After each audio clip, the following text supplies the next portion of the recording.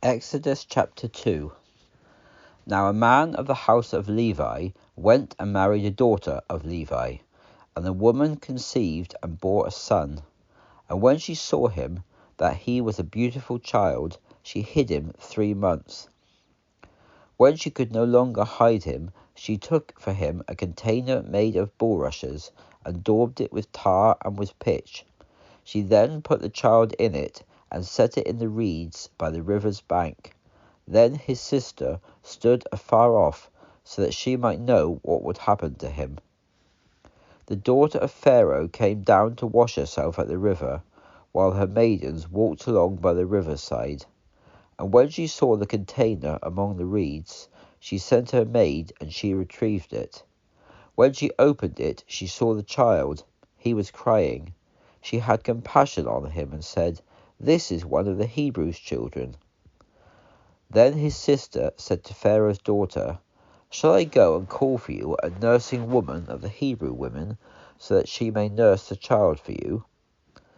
And Pharaoh's daughter said to her, "Go." So the young girl went and called the child's mother.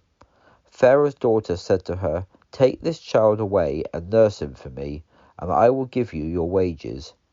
So the woman took the child and nursed him. Now the child grew, and she brought him to Pharaoh's daughter, and he became her son. And she called his name Moses, and said, "Because I drew him out of the water." In those days, when Moses was grown, he went out to his brothers, and looked on their burdens, and he saw an Egyptian striking the Hebrew, one of his brothers. He looked this way and that way, and when he saw no one, he killed the Egyptian, and hid him in the sand. When he went out the next day, 2 of the Hebrews struggled with each other, and he said to him that did the wrong, "Why do you strike your companion?"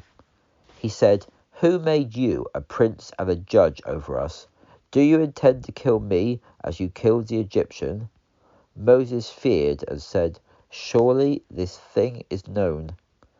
Now when Pharaoh heard this thing, he sought to slay Moses. But Moses fled from the presence of Pharaoh, and settled in the land of Midian, and he dwelled by a well. Now the priest of Midian had 7 daughters, and they came and drew water, and filled the troughs to water their father's flock. Then shepherds came and drove them away, but Moses stood up and helped them, and watered their flock. When they came to Reuel their father, he said, "Why is it you have come back so soon today?"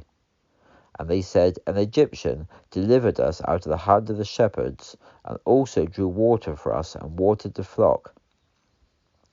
He said to his daughters, "So where is he? Why is it that you have left the man? Call him, so that he may eat bread."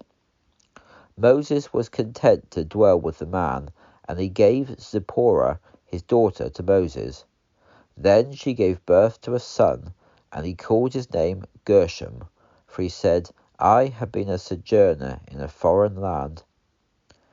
In the passing of time, the king of Egypt died, and the children of Israel sighed because of the bondage, and they cried out, and their cry came up to God on account of the bondage.